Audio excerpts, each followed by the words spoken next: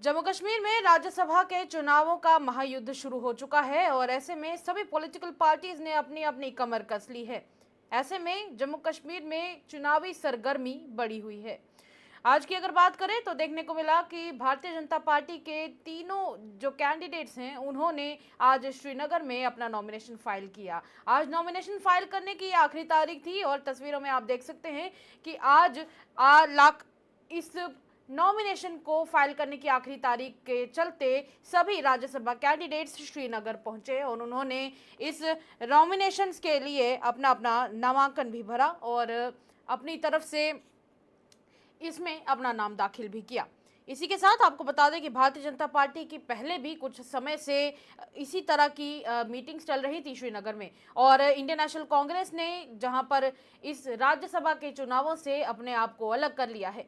कल के दिन भी कांग्रेस की तरफ से एक बयान दिया गया और उनका ये कहना था कि वो सीट नंबर पहली और दूसरी के ऊपर चुनाव लड़ना चाहते हैं राज्यसभा के चुनावों के लिए, पर कहीं ना कहीं उनकी बातों को नज़रअंदाज किया गया, जिसकी वजह से अब ऐसा लग रहा है कि जम्मू कश्मीर नेशनल कॉन्फ्रेंस और इंडियन नेशनल कांग्रेस के बीच की ये जो अलायंस है खतरे में है और जल्द ही हो सकता है ये अलायंस न टिके। इस तरह की अटकलें लगाई जा रही हैं। चलिए बात करते हैं आज के दिन की और आपको बता दें कि कल के दिन नामांकन की स्क्रूटनी का दिन रहने वाला है और इसी के साथ आपको बता दें कि पीएमओ डॉक्टर जितेंद्र सिंह और लीडर ऑफ ऑपोजिशन दोनों यहां पर पहुंचे हुए थे।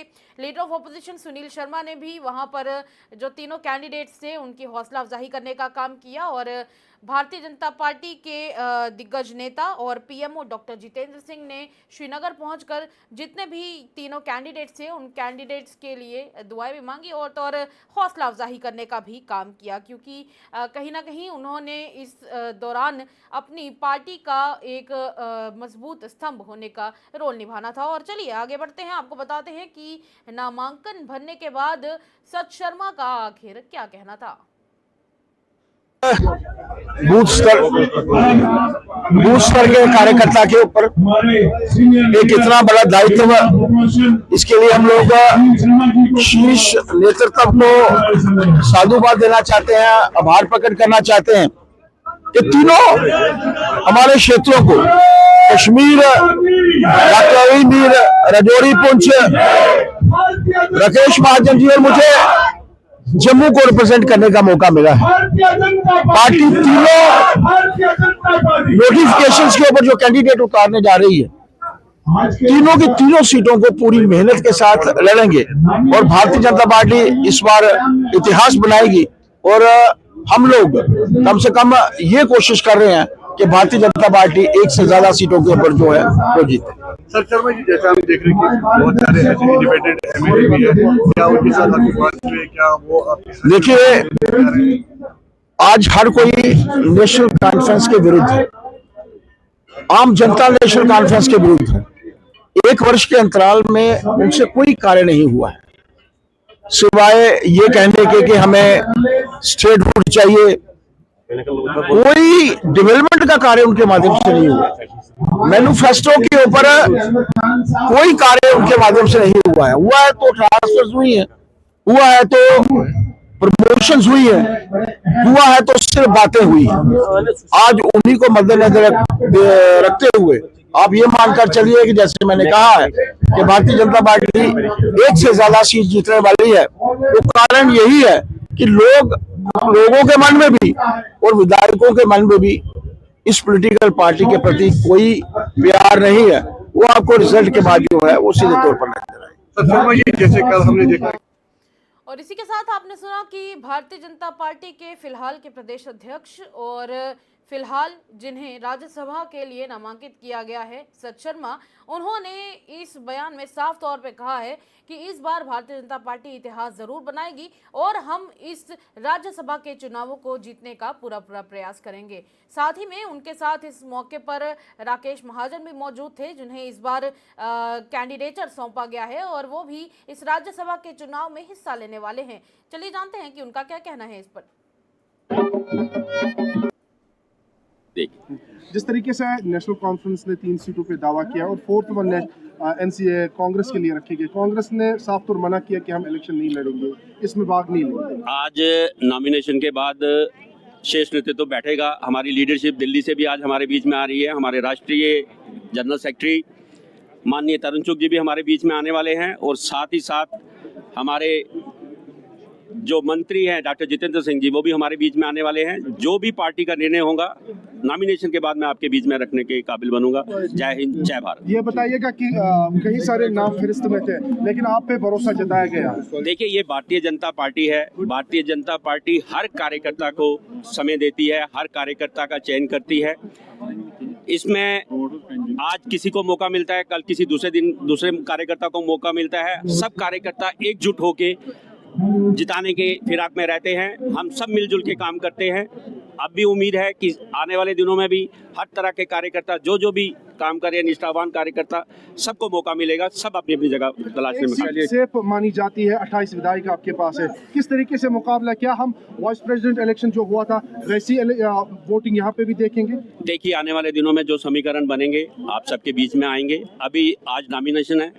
मैं भगवान से, अल्लाह ताला से यही कामना करूंगा कि हम ज़्यादा से ज़्यादा सीटें जीत के आपके बीच में आएँ और आपको खुशखबरी दें। धन्यवाद। और वहीं भारतीय जनता पार्टी के तीसरे कैंडिडेट डॉक्टर अली मोहम्मद का क्या कहना है, वो भी जान ही लेते हैं।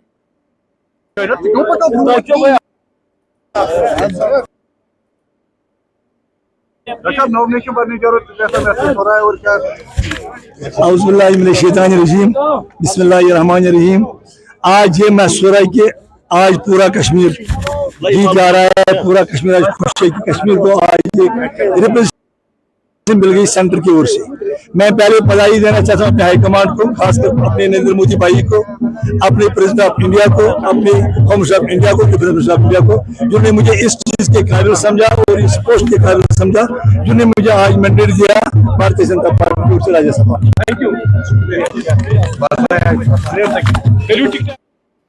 डॉक्टर अली मोहम्मद मीर हो, सत शर्मा हो या फिर राकेश महाजन, इन तीनों कैंडिडेट्स ने एक ही बात कही है कि इस बार भारतीय जनता पार्टी अपनी तरफ से इन राज्यसभा के चुनावों में इतिहास रचने वाली है। और इसी के साथ पूरी कोशिश रहेगी कि इस बार भारतीय जनता पार्टी यहां पर जीत हासिल करे।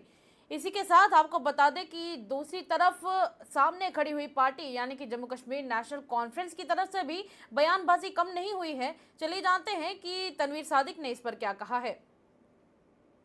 आज पार्टी की तरफ से हमारे जो 3 अभी तक हमारे मुंतखब पार्लियामेंट मेंबर राज्यसभा के लिए थे, उनमें से चौधरी मोहम्मद रमज़ान साहब, सजाद अहमद किचलू साहब और हमारे शमी ओबराय साहब, उन लोगों ने अपने नॉमिनेशन भरे। हम कोशिश कर रहे हैं कि 3 बजे से पहले हम अपना चौथा नॉमिनेशन भी जो है वो भी हम करेंगे। अफसोस है कि कांग्रेस ने नहीं माना, लेकिन हम आपकी वसादत से मैं हर एक सेक्युलर फोर्सेस को और सेक्युलर एमएलएज को ये अपील करता हूं कि जो भी हमारा चौथा कैंडिडेट होगा उसको कामयाब होगा। अब मैं शमी ओबराय साहब को बोलूंगा, वो 2 लफ्ज़ बोलेंगे। पहले शमी ओबराय साहब कुछ बोलेंगे। कितनी खुशी महसूस हो रही है, क्या कुछ? सुरेंद्र चौधरी ने जहां पर मुबारकबाद पेश तो की ही की, पर इसी बीच सुरेंद्र चौधरी आज के दिन भी बयानबाजी करते हुए नजर आए और उन्होंने एक बार फिर से एलओपी सुनील शर्मा के ऊपर अपना निशाना साधा है। चलिए देखते हैं कि उनका आखिर क्या कहना है और उनके बयानात एक बार आप लोग खुद ही सुन लीजिए। अभी जा रहे हैं हम फाइल करने, अभी फाइल किया नहीं है। और आपको भी मुबारक है कि इलेक्शन कमीशन ऑफ इंडिया ने राज्यसभा की सीटों का इलेक्शन अनाउंस किया। काफ़ी देर से इसका इंतज़ार था, काफ़ी देर से ये पोस्ट वेकेंट थी और अब ये इलेक्शन है। और आज जो हमारे लोग यहाँ से जीत के जाएंगे, जम्मू कश्मीर के हमारे 3 नेशनल कॉन्फ्रेंस के जो राज्यसभा मेंबर जाएंगे, ये जो जम्मू कश्मीर की बात रखेंगे। और सबसे बड़ी बात कि आज बच्चा जम्मू कश्मीर का बेरोजगार है, जिस पे कभी बीजेपी ने ना 11 साल पहले बात की ना आज कर रही है। वो सिर्फ नेशनल कॉन्फ्रेंस के मैनिफेस्टो को डिस्कस करती है, लेकिन मुद्दों की बात बीजेपी ना उस समय करती थी, ना 11 साल की है, ना अभी भी कर रही है। लेकिन नेशनल कॉन्फ्रेंस वो है जो उस समय भी मुद्दों की बात करती थी, आज भी मुद्दों की बात कर रही है। और सबसे बड़ा जो आज जम्मू कश्मीर नेशनल कॉन्फ्रेंस जो बात करती है, वो बच्चे की जुबान पे है कि जम्मू कश्मीर का खोया हुआ दर्जा स्टेट का वो हमें वापस मिले। ये यूटी हमें बर्दाश्त नहीं। जिस लेह और लद्दाख इश्तियाक ने बड़ी खुशियाँ मनाई थी जब उनको यूटी मिला था, आज आप देखें उनके हालात क्या हैं। उनमें कितना गुस्सा है, उनमें कितना ये है कि हमारी जो डिमांडें वो पूरी नहीं हो रही, वो अपने आप को ठगा हुआ और धोखा अपने साथ धोखा महसूस कर रहे हैं। और जो खुद यूटी मांग रहे थे, अगर वो दुखी हैं तो जिन्होंने कभी यूटी मांगा ही नहीं, जो डिमांड ही नहीं की जम्मू कश्मीर ने, तो वो कितनी परेशान और दुखी होगी। और इसलिए मुद्दे बहुत हैं और इन मुद्दों में बात रखने के लिए डेली वेजरों का बहुत बड़ा मुद्दा है जो रेगुलाइज करने हैं। और ये रेगुलाइज आज नहीं, 11 साल जो बीजेपी के जो लीडर जो आज बातें कर रहे हैं और लोगों को गुमराह करने की कोशिश कर रहे हैं, वो अपनी नाकामयाबियों से लोगों का ध्यान हटाने के लिए वो नेशनल कॉन्फ्रेंस पे बार बार अटैक करते हैं। लेकिन उमर अब्दुल्ला सरकार इतनी मजबूत है कि हम इन लोगों का मुकाबला करेंगे। और ये 3 लोग जो आज जीत के अब जीतेंगे यहाँ से और ये राज्यसभा में जाएंगे, वो नेशनल कॉन्फ्रेंस की जम्मू कश्मीर के लोगों के स्पोक्समैन होंगे राज्यसभा के अंदर। उमर अब्दुल्ला सरकार के स्पोक्समैन तो वो होंगे राज्यसभा के अंदर, उस पार्लियामेंट के अंदर। उसके साथ साथ वो जम्मू कश्मीर के हर किसान, हर मजदूर, हर दुकानदार, हर डेली वेजर, हर वो बेरोजगार बच्चा जो रोजगार के लिए तड़प रहा है, वो दूर दराज के इलाकों में, पहाड़ों पर रहने वाला, शहरों में रहने वाला, चाहे वो जम्मू का है चाहे वो कश्मीर का है, वो बच्चे, वो लोग, उन लोगों की बात ये पार्लियामेंट मेंबर जाके वहाँ रखेंगे। तो इसलिए ये बात आप लोगों की भी रखेंगे। वो जर्नलिस्ट जो सच्चाई से बात करना चाहता है, उसको भी कितनी रुकावटें आती हैं जम्मू कश्मीर के अंदर, वो हम जानते हैं, आप भी जानते हैं। फ़र्क इतना, हम बोल पड़ते हैं, आप बोलते नहीं। लेकिन आज जम्मू कश्मीर में हर आदमी परेशान है, चाहे किसी भी फील्ड से है, चाहे कोई भी है, हर आदमी दुखी है। और हमारी यही सबसे बड़ी डिमांड है कि जम्मू कश्मीर के साथ जो हिंदुस्तान के प्रधानमंत्री साहब ने, हिंदुस्तान के होम मिनिस्टर साहब ने जम्मू कश्मीर के लोगों के साथ जो स्टेट का वादा किया हुआ था कि दर्जा हम देंगे, उन्होंने खाली हमारे साथ नहीं किया बल्कि सुप्रीम कोर्ट ऑफ इंडिया के साथ भी ये वादा किया हुआ है। अब उम्मीद करते हैं कि सुप्रीम कोर्ट जब नेक्स्ट हियरिंग आएगी वो जम्मू वहीं से फैसला सुनाएगी, क्योंकि इलेक्शन भी हुए तो सुप्रीम कोर्ट की डायरेक्शन पे हुए। अब मुझे लगता है स्टेट भी आएगा तो सुप्रीम कोर्ट की डायरेक्शन पे आएगा, इसलिए उम्मीद करते हैं कि फैसला हमारे हक में है। जिस तरह से फैसला किया है कि वो राज्यसभा की जो चौथी सीट थी उस पर नहीं लड़ेंगे, क्योंकि नेशनल कॉन्फ्रेंस ने सेफ सीट हमारे लिए नहीं रखी। भैया ये खबरें कठपुतली की तरह चला रही है। देखिए, बीजेपी के जो लोग यहाँ बोल रहे हैं कठपुतली, तो वो खुद ही हैं बेचारे। उनको दिल्ली से जो चिट्ठी आती है सुबह, ये पढ़ना आप लोगों के सामने, वो आके आपके चिट्ठी पढ़ते हैं। वो जो लव लेटर, उनको आजकल महबा जी भी उसी में जुड़ी हुई हैं। महबा जी को सवेरे जो चिट्ठी वहाँ से दिल्ली से आती है वही यहाँ पढ़ देती हैं। और आप देखें जो LOP बोलता है और वही महबा जी की बोली और LOP की बोली सेम ही है। अब LOP जी का फुल फॉर्म मैंने पीछे आपको बताया था क्या है, तो बार बार कहना ठीक नहीं। लेकिन मैं इतना ज़रूर आपको कहूँगा कि जहाँ तक कांग्रेस का ताल्लुक है, कांग्रेस हमारी अलायंस पार्टनर है और अभी आप जल्दी में हैं हमसे जानने में। आप अभी तो टाइम नहीं हुआ, अभी तो टाइम है फार्म फिल करने का। जब फार्म फिल हो जाएंगे उसके बाद आप ये सवाल हमसे पूछेंगे तो ज़्यादा वैल्यू रखेगा। अभी इस सवाल का कहीं मुझे लगता है रेलेवेंस नहीं बनता है। Thank you. ने भी कहा कि आपके पास 47 से ज़्यादा सीट्स है, जो LOP ने कहा कि हम तीनों सीट जीतेंगे। आप इस चीज़ को कैसे देखते हैं? LOP साहब अब क्या बोलते हैं, मैं अब उसको तो बात ही जवाब नहीं दूंगा। लेकिन जहाँ तक ताल्लुक है कि हमने अभी ये बैलेट पेपर से बोलेगा, जब रिजल्ट आएगा 24 तारीख को आपको खुद पता चलेगा कौन जीता कौन हारा। तो ये बोलते बड़ा कुछ हैं, ये तो वो हैं जो कहते थे इस बार 50 पार, तो बाद में क्या हुआ? और जो नारे मारता था 50 पार, आजकल सीटी बजा रहा है। तो इसके बाद ये ना हो वो तो सीटी बजा रहा है तो LOP साहब पता नहीं क्या बजाएंगे। तो इसलिए इनके कहने पे ये 50 पार वाले ये तो ये कहते थे कि हमारा मुख्यमंत्री बनेगा, हमारा चीफ मिनिस्टर बन गया। इसलिए बीजेपी की मैं आपको ये एक चीज़ कहूँ कि जम्मू कश्मीर में अगर आप किसी को सीरियस लेते हैं तो नेशनल कॉन्फ्रेंस के कैडर को लीजिए, नेशनल कॉन्फ्रेंस की लीडरशिप को लीजिए और डॉक्टर फारूक अब्दुल्ला साहब, उमर अब्दुल्ला साहब क्या कहते हैं उसको सीरियस लीजिए। बाकी ये जो बोलते हैं कोई A टीम है, कोई B टीम है, कोई C टीम है, इस टीमों में बंटे हुए हैं क्योंकि आगे मोरे हैं। एक मैन बीजेपी है, आगे इनके स्पोक्समैन है, तो इसलिए मैं उनकी बातों में ज़्यादा तवज्जो नहीं देता। Thank you.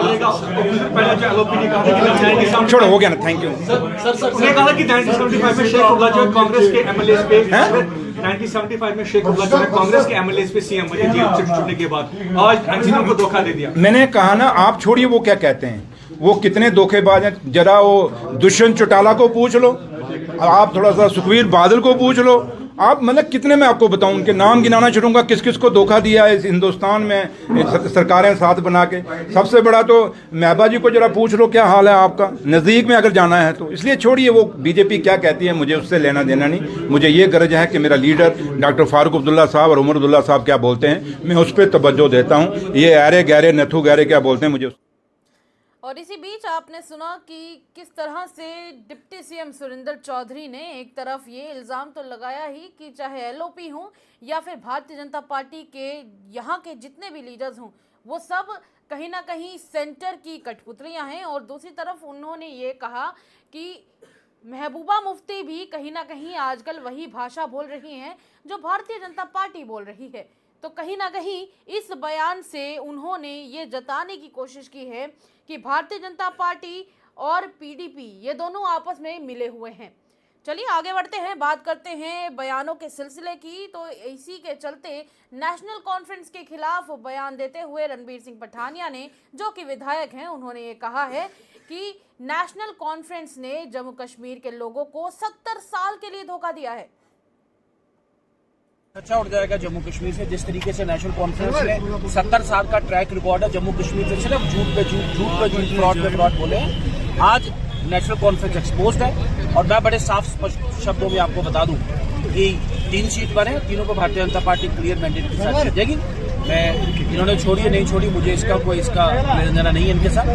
और मैं एक बार फिर आपके माध्यम से 1 साल सरकार को हो गया, सरकार एक्सप्लेन करे जम्मू कश्मीर के लोगों को कि जो मैनिफेस्टो में अपने घोषणा पत्र में उसने गारंटी जम्मू कश्मीर के लोगों के साथ की थी, वो वादे, वो मुफ्त बिजली, वो मुफ्त गैस सिलेंडर, वो 1 लाख नौकरी, अब धारा 370 वापस लाएंगे कश्मीर वालों को। आपने नया एक कहानी सुनाई थी, तो ट्राई टू एक्सप्लेन, बताएं मुझे। सर कांग्रेस से हाथ पीछे कर ली, लीडरशिप का ये क्वालिटी और क्वांटिटी बताता है कि इतनी बड़ी पॉलिटिकल पार्टी लास्ट तक डिसाइड नहीं कर पाई और आखिरी दिन कहती है कि हम चुनाव लड़ेंगे, तो अपने आप में दुर्भाग्यपूर्ण है और कहीं ना कहीं चिंता का विषय भी है कांग्रेस के लिए, लोगों के लिए भी। एक मेन पॉलिटिकल पार्टी है, मेरे लिए भी चिंता का विषय नहीं है, लेकिन उनकी मेंडिकेंसी लोगों के लिए अपने आप में कई निराशा का एक सबब है। पठानिया साहब, बाईपोल के चुनाव बडगाम और नगरोटा में है, आपको लग रहा है कि बडगाम से इस बार कमल खिलेगा? क्योंकि बीजेपी लीडर्स बोल रहे हैं कि इस बार कश्मीर से भी सीट मिलेगी। दोनों सीट भारतीय जनता पार्टी लड़ेगी, नगरोटा भी लड़ेगी, बडगाम भी लड़ेगी और भारी अक्सरियत के साथ नगरोटा